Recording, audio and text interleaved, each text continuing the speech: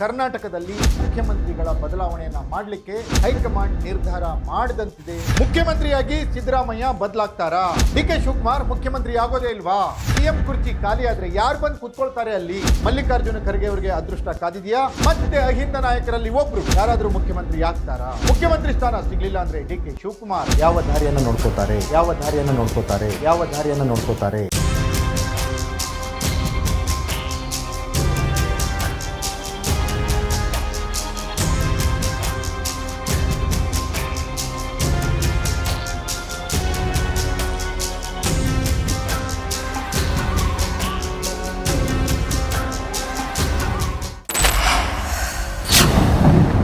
Ladies and gentleman, ಕರ್ನಾಟಕದಲ್ಲಿ ಅಳೆದು ತೂಗಿ ಮುಖ್ಯಮಂತ್ರಿಗಳ ಬದಲಾವಣೆಯನ್ನ ಮಾಡಲಿಕ್ಕೆ ಹೈಕಮಾಂಡ್ ನಿರ್ಧಾರ ಮಾಡಿದಂತಿದೆ ಅನ್ನುವಂಥ ವಾತಾವರಣಗಳು ಸೃಷ್ಟಿಯಾಗಿದ್ದಾವೆ. ಮುಖ್ಯಮಂತ್ರಿಯಾಗಿ ಸಿದ್ದರಾಮಯ್ಯ ಬದಲಾಗ್ತಾರಾ? ಡಿಕೆ ಶಿವಕುಮಾರ್ ಮುಖ್ಯಮಂತ್ರಿ ಆಗೋದೇ ಇಲ್ವಾ? ಹಾಗಾದ್ರೆ ಸಿಎಂ ಕುರ್ಚಿ ಖಾಲಿ ಆದ್ರೆ ಯಾರು ಬಂದು ಕುತ್ಕೊಳ್ತಾರೆ ಅಲ್ಲಿ? ಮಲ್ಲಿಕಾರ್ಜುನ ಖರ್ಗೆ ಅವರಿಗೆ ಅದೃಷ್ಟ ಕಾದಿದೆಯಾ? ಅಥವಾ ಜಾಕ್ಪಾಟ್ ಡಾಕ್ಟರ್ ಪರಮೇಶ್ವರ್ ಅವರಿಗೆ ಹೊಡೆಯುತ್ತಾ? ಅಥವಾ ಅಹಿಂದ ಶಕ್ತಿಯ ಕ್ರೋಢೀಕರಣಕ್ಕಾಗಿ ಮತ್ತೆ ಅಹಿಂದ ನಾಯಕರಲ್ಲಿ ಒಬ್ರು ಯಾರಾದರೂ ಮುಖ್ಯಮಂತ್ರಿ ಆಗ್ತಾರಾ? ಮುಖ್ಯಮಂತ್ರಿ ಸ್ಥಾನ ಸಿಗಲಿಲ್ಲ ಅಂದ್ರೆ ಡಿಕೆ ಶಿವಕುಮಾರ್ ಯಾವ ದಾರಿಯನ್ನು ನೋಡ್ಕೊತಾರೆ? ಎಕ್ಸ್ಪೋಸ್ಡ್ ಸ್ಟೋರಿ, ನೆಲ ಜಲ ಭಾಷೆಗಾಗಿ ಪ್ರಾಮಾಣಿಕ ಪತ್ರಿಕೋದ್ಯಮ. ನಾನು ಹೇಮಂತ್.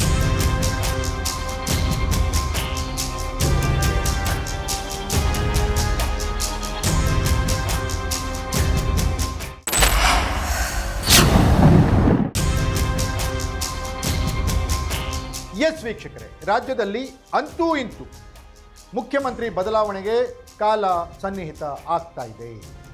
ಹೈಕಮಾಂಡ್ ಮೂಲಗಳ ಮಾಹಿತಿಯ ಪ್ರಕಾರ ಕರ್ನಾಟಕದಲ್ಲಿ ಮುಖ್ಯಮಂತ್ರಿ ಬದಲಾವಣೆಯಾಗುತ್ತೆ. ಸಿಎಂ ಸಿದ್ದರಾಮಯ್ಯನವರು ಮುಖ್ಯಮಂತ್ರಿ ಸ್ಥಾನವನ್ನು ಬಿಟ್ಟು ಕೊಡಬೇಕಾಗುತ್ತೆ. ಸಿಎಂ ಸಿದ್ದರಾಮಯ್ಯನವರು ಕೂಡ ಮಾನಸಿಕವಾಗಿ ತಯಾರಾಗ್ತಾ ಇದ್ದಾರೆ ಸಿಎಂ ಸ್ಥಾನವನ್ನು ಬಿಟ್ಟು ಕೊಡಲಿಕ್ಕೆ.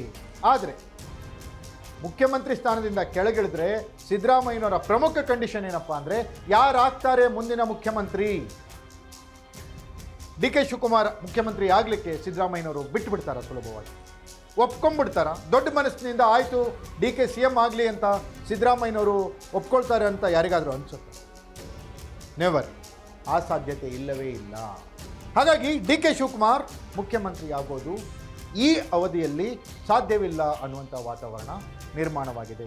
ಹಾಗಾದರೆ ಸಿದ್ದರಾಮಯ್ಯನವರು ಮುಖ್ಯಮಂತ್ರಿ ಸ್ಥಾನದಿಂದ ಇಳಿತಾರೆ, ಡಿಕೆ ಶಿವಕುಮಾರ್ ಮುಖ್ಯಮಂತ್ರಿ ಆಗಲ್ಲ ಅಂದರೆ ಖಾಲಿಯಾಗುವ ಮುಖ್ಯಮಂತ್ರಿ ಕುರ್ಚಿಯ ಮೇಲೆ ಬಂದು ಕೂರೋರು ಯಾರು?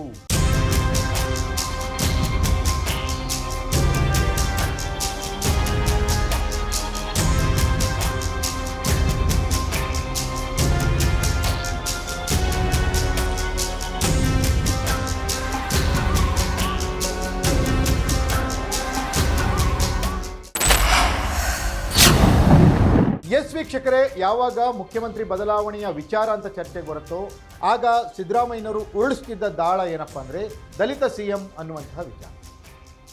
ದಲಿತ ಸಿಎಂ ಮಾಡಬೇಕು ಅಂತ ಆ ರೀತಿ ವಿಚಾರವನ್ನು ಹೇಳ್ತಿದ್ರ ಸಿದ್ದರಾಮಯ್ಯನವರು? ಅಥವಾ ಅವರ ಕುರ್ಚಿಯ ಬುಡಕ್ಕೆ ಯಾರೂ ಬಂದು ಬಾಂಬ್ ಇಡಬಾರ್ದು ಅನ್ನೋ ಉದ್ದೇಶಕ್ಕೆ ಆ ರೀತಿ ಹೇಳ್ತಿದ್ರು, ಆ ರೀತಿ ತೇಲಿಸ್ಬಿಡ್ತಿದ್ರು? ಗೊತ್ತಿಲ್ಲ. ಆದರೆ ಈಗ ಟೈಮ್ ಬಂದಿದೆ. ಈಗ ಸಿದ್ದರಾಮಯ್ಯನವರು ದಲಿತ ಸಿಎಂ ಅಂತ ಹೇಳಿದರೆ ದಲಿತರೇ ಮುಖ್ಯಮಂತ್ರಿ ಆಗುವಂತಹ ಸುಸಂದರ್ಭ ಕರ್ನಾಟಕ ರಾಜ್ಯಕ್ಕೆ ಬಂದಿದೆ. ದಲಿತ ಸಿಎಂ ರೇಸ್ನಲ್ಲಿ ಹಿರಿಯ ನಾಯಕ ಮಲ್ಲಿಕಾರ್ಜುನ ಖರ್ಗೆ ಅವರಿದ್ದಾರೆ, ಡಾಕ್ಟರ್ ಪರಮೇಶ್ವರ್ ಇದ್ದಾರೆ.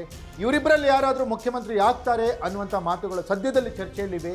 ಆದರೆ ಅಹಿಂದ ನಾಯಕ ಸಿದ್ದರಾಮಯ್ಯ ಮತ್ತೇನಾದರೂ ಹಠ ಹಿಡಿದ್ರೆ, ಎಸ್ ನಾನು ಬಿಟ್ಟು ಇಳಿತೀನಿ, ನಾನು ಹೇಳಿದವ್ರನ್ನೇ ಮುಖ್ಯಮಂತ್ರಿ ಮಾಡಿ ಅಂತ ಏನಾದರೂ ಹಠಕ್ಕೆ ಬಿದ್ದರೆ ಕಾಂಗ್ರೆಸ್ನಲ್ಲಿ ಮತ್ತೊಂದು ಲೆಕ್ಕದ ಹೋರಾಟ, ಮತ್ತೊಂದು ಹೊಸ ಲೆಕ್ಕಾಚಾರ ಪ್ರಾರಂಭವಾಗುತ್ತೆ.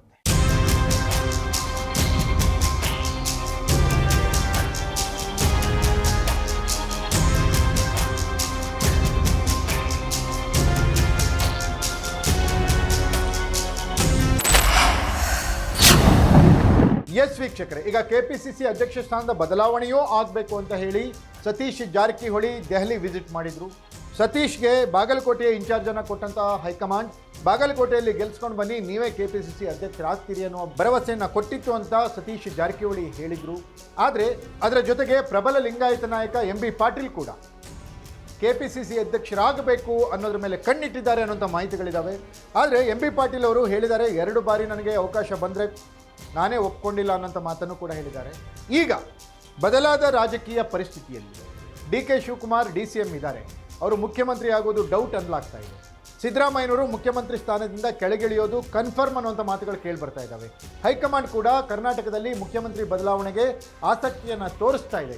ಇಂಥ ಸಂದರ್ಭದಲ್ಲಿ ಮುಂದಿನ ಮುಖ್ಯಮಂತ್ರಿ ಯಾರಾಗ್ತಾರೆ ಅನ್ನುವಂಥ ಚರ್ಚೆಗಳು ನಡೀತಾ ಇರೋಂಥ ಸಂದರ್ಭದಲ್ಲಿ ಕರ್ನಾಟಕದಲ್ಲಿ ರಾಜಕೀಯ ಬೆಳವಣಿಗೆಗಳು ಗರಿಗೆದರುವ ಎಲ್ಲ ಲಕ್ಷಣಗಳು ಕಾಣ್ತಾ ಇದ್ದಾವೆ. 2-3 ದಿನಗಳಲ್ಲಿ ಕರ್ನಾಟಕದ ಮುಂಚೂಣಿ ಕಾಂಗ್ರೆಸ್ ನಾಯಕರು ದೆಹಲಿಗೆ ತೆರಳುವ ಸಂಭವವಿದೆ. ರಾಹುಲ್ ಗಾಂಧಿ ಅವರು ದೆಹಲಿಗೆ ಬರುವ ಸಂಭವ ಇರೋದ್ರಿಂದ ಅಲ್ಲಿ ಮೀಟಿಂಗ್ ಆಗುತ್ತೆ. KC ವೇಣುಗೋಪಾಲ್, ಸುರ್ಜೇವಾಲಾ, ಪ್ರಿಯಾಂಕಾ ವಾದ್ರಾ, ಸೋನಿಯಾ ಗಾಂಧಿ ಹಾಗೂ ರಾಹುಲ್ ಗಾಂಧಿ ಅವರು ಒಟ್ಟಿಗೆ ಸೇರಿ ಕರ್ನಾಟಕದಲ್ಲಿ ಯಾರು ಮುಖ್ಯಮಂತ್ರಿ ಆಗಬೇಕು ಅನ್ನೋದನ್ನು ಚರ್ಚೆ ಮಾಡ್ತಾರೆ ಅನ್ನೋಂಥ ಮಾತುಗಳು ಕೇಳಿಬರ್ತಾ ಇದ್ದಾವೆ. ಫೈನಲಿ CM ಸಿದ್ದರಾಮಯ್ಯನವರು ಯಾರು ಹೇಳ್ತಾರೆ ಅವರೇ ಮುಖ್ಯಮಂತ್ರಿ ಆಗೋದಂತೂ ನಿಶ್ಚಿತ.